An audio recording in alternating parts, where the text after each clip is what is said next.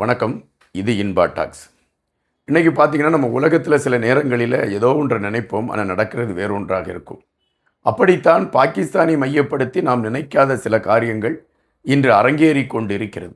இன்று உலகத்தில் இருக்கக்கூடிய பெரும்பாலான நாடுகளை பார்த்தீர்கள் என்றால், இப்பொழுது பாகிஸ்தானில் என்ன நடந்து கொண்டு இருக்கிறது என்பதை தேடக்கூடிய ஒரு களத்தை தான் எடுத்து கொண்டு இருக்கின்றார்கள்.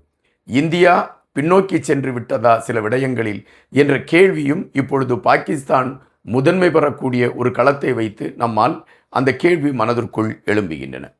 பாகிஸ்தானில் அப்படி என்ன ஒரு நிகழ்வு நடைபெறுவதற்கான களம் அமைந்திருக்கிறது? எதற்காக உலக நாடுகள் பாகிஸ்தானை திரும்பி பார்க்கக்கூடிய ஒரு களத்தை எடுத்திருக்கிறது? இது சார்ந்த தேடல்களோடு தான் நாம் இந்த காணொலிக்குள் பயணிக்க இருக்கிறோம். எனவே எங்களுடைய இந்த காணொலியை பார்ப்பதற்கு முன்பாக எங்களுடைய வலையொலியை பகிர்ந்தளியுங்கள். நாங்கள் வெளியிடக்கூடிய காணொலிகள் தொடர்ச்சியாக உங்களை வந்து அடைவதற்கான ஒரு சூழலை அது எட்டும். அதாவது பாகிஸ்தான் அந்த ஈரானுக்கும் அமெரிக்காவிற்கும் இடையே போர் நடைபெற்ற அந்த சூழலில் திடீரென்று இந்த பாகிஸ்தானுடைய பேர் முதன்மையாக வர ஆரம்பித்தது. அப்பொழுது எல்லோருக்கும் ஒரு அதிர்ச்சியாக இருந்தது. எப்படி பாகிஸ்தான் இரு நாடுகளுக்கு இடையே மத்தியஸ்தம் பண்ணக்கூடிய ஒரு கெப்பாசிட்டி இருக்கிறது என்ற கேள்வி எல்லோரிடமுமே எழும்பிக் கொண்டு இருந்தன. ஆனால் தொடர்ச்சியாக வந்த செய்திகள் பாகிஸ்தானினுடைய நகர்வுகளை உறுதிப்படுத்துவதாக இருந்தது.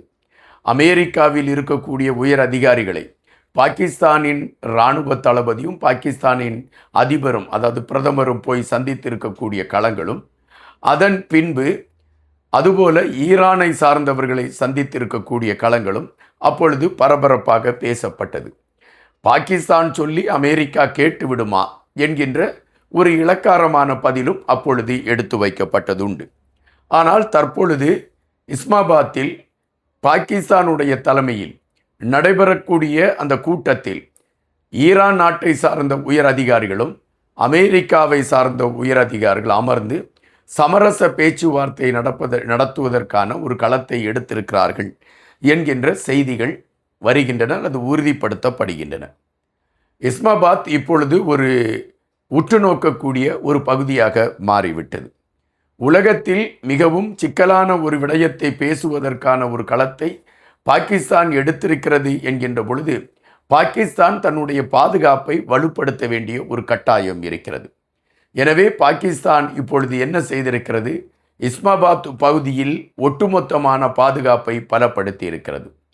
மக்கள் யாராவது கூட்டமாக அந்த பகுதிக்குள் வந்துவிடக்கூடாது என்பதற்காகவும், பள்ளி குழந்தைகள் பள்ளிக்கு சென்றுவிட்டு வருகிறார்கள் என்கின்ற காரணத்தை மையப்படுத்தி அங்கு கூட்டம் கூடிவிடக்கூடாது என்பதற்காகவும் பாகிஸ்தானில் இருக்கக்கூடிய பெரும்பாலான பள்ளிகளுக்கு பாகிஸ்தான் விடுமுறை அளித்துவிட்டது. மக்கள் தேவையில்லாமல் வெளியே வரவேண்டாம் என்ற அறிவிப்பையும் அறிவித்து விட்டது. குறிப்பாக அந்த பேச்சுவார்த்தை நடத்தப்படுகின்ற அந்த நகரமே பாதுகாப்பு வளையத்திற்குள் கொண்டு செல்லப்பட்டிருக்கிறது. ஒருபுறம் இராணுவம் பாதுகாத்து கொண்டிருக்கின்றது, ஒருபுறம் புலனாய்வுத்துறையை சார்ந்தவர்கள் பாதுகாத்து கொண்டிருக்கிறார்கள், இன்னொரு புறம் காவல்துறையை சார்ந்தவர்கள் களத்தில் நிற்கிறார்கள். அரசு உயர் அதிகாரிகளும் இந்த பாதுகாப்பை மேற்பார்வையிடக்கூடிய ஒரு களம் அரங்கேறி கொண்டு இருக்கிறது. இப்பொழுது இந்த பேச்சுவார்த்தை எந்த கோணத்தில் நடைபெறும் என்ற ஒரு கேள்வி ஒருபுறம் இருக்கக்கூடிய அதே வேளையில் பாகிஸ்தான் எடுத்திருக்கக்கூடிய இந்த முயற்சி பாராட்டுக்குரிய முயற்சி, அல்லது இந்த முயற்சி உண்மையிலே இந்த சூழலில் தேவையான முயற்சி என்று பாராட்டுகள் குவிந்து கொண்டிருக்கின்றன. இன்னொரு புறம் இந்தியாவின் மீது கடுமையான விமர்சனங்களும் எழும்பிக் கொண்டிருக்கின்றன. எப்பொழுதுமே இரு நாடுகளுக்கிடையே ஒரு போர் நடைபெறுகிறது என்கின்ற பொழுது அந்த இரண்டு நாடுகளை சார்ந்த தலைவர்களும் இந்தியா தலையிட்டு சமரசம் செய்ய வேண்டும் என்ற கோரிக்கையை வைப்பார்கள். நாம் அதை பல நாடுகளிடம் சண்டைகள் நடைபெற்ற பொழுது இந்த செய்திகளை நாம் பார்த்திருக்கிறோம்.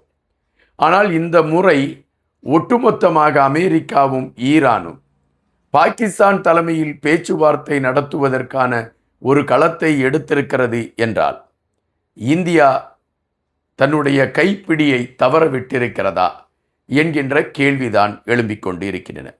ஆனால் இந்தியாவில் இருந்து இதற்கு கொடுக்கப்பட்டிருக்கக்கூடிய விளக்கம் வேறு மாதிரியாக இருக்கிறது. அதை குறித்து நாம் இப்பொழுது இந்த சூழலில் விவாதிப்பதற்கான ஒரு களமாக இது அமையுமா என்பது கேள்விக்கணை. ஈரானுக்கும் அமெரிக்காவுக்கும் இடையே பேச்சுவார்த்தை, ஆனால் இஸ்ரவேல் லெபனானை தாக்கி கொண்டிருக்கிறது. அமெரிக்கா அதற்கு உடன்பட்டிருக்கிறது.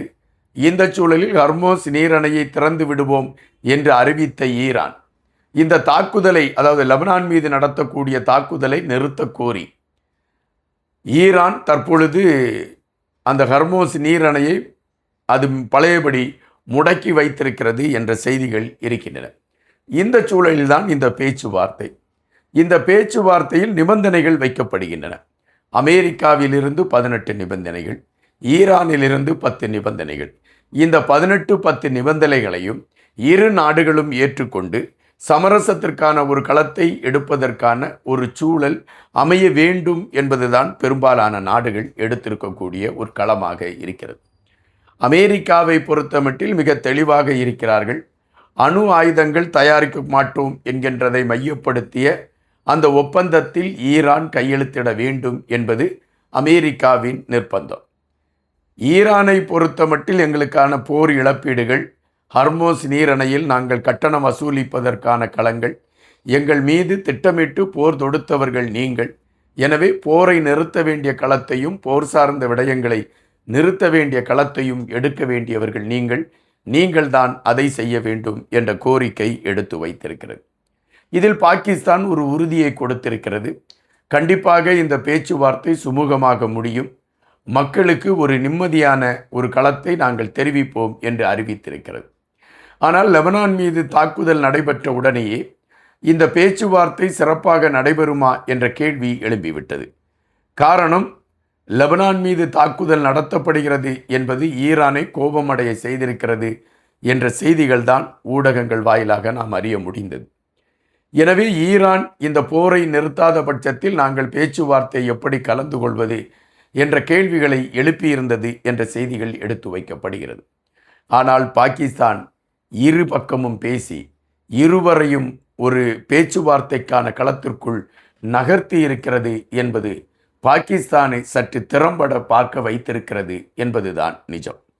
இந்த பேச்சுவார்த்தை நடந்து கொண்டிருக்கக்கூடிய இதே வேளையில் தற்பொழுது ஈரானுக்கு ஆதரவான அமைப்புகள் இஸ்ரவேலை தாக்கியிருக்கிறது என்ற செய்திகள் வருகின்றன. குறிப்பாக ஜஹீவா என்கின்ற பள்ளத்தாக்கு, கிரியாட் என்கின்ற பகுதி போன்ற பகுதிகளிலெல்லாம் இந்த தாக்குதல் நடைபெற்றிருக்கிறது என்றும், சரமாரியாக ஏவுகணைகள் தாக்குதலை நடத்தி கொண்டு இருக்கிறது என்றும், அந்த இடத்தில் அவசரகால நிலையை இஸ்ரவேல் அறிவித்து அங்கு மக்களை பாதுகாப்பான இடத்திற்கு செல்வதற்கான களங்களை எடுத்திருக்கிறது என்ற செய்திகளும் வந்த வண்ணம் இருக்கின்றன. இது பேச்சுவார்த்தையை பாதிக்குமா, அல்லது இவைகளையெல்லாம் மீறி இந்த பேச்சுவார்த்தை ஒரு நிறைவான தீர்வை காணுமா? பாகிஸ்தான் இந்த பேச்சுவார்த்தையில் ஒரு வெற்றி களத்தை நோக்கி நகர்த்தி இரு நாடுகளையும் இணைத்து விடுமா போன்ற கேள்விகள் எல்லாம் இன்னும் மனதிற்குள் இருக்கத்தான் செய்கின்றன. விடைகள் நாம் பொறுத்திருந்து பார்க்கலாம். நன்றியுடன் இன்பா.